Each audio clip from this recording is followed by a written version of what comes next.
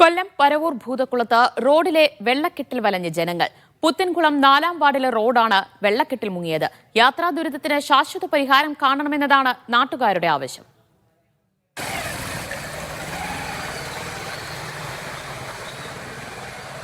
ദിവസേന നൂറുകണക്കിന് ആളുകൾ ഉപയോഗിക്കുന്ന പുത്തൻകുളത്തെ IOB അധികാരിമുക്ക് റോഡാണിത്.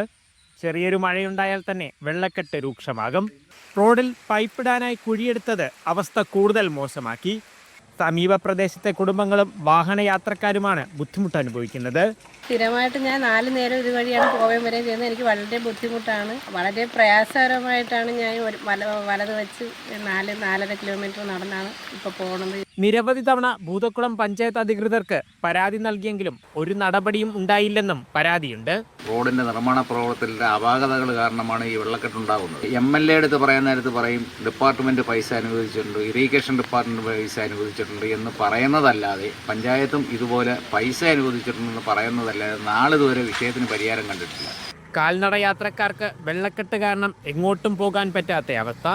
അടിയന്തരമായി പഞ്ചായത്ത് ഇടപെട്ടില്ലെങ്കിൽ പ്രതിഷേധം ആരംഭിക്കാനാണ് നാട്ടുകാരുടെ തീരുമാനം. മീഡിയ 1 കൊല്ലം.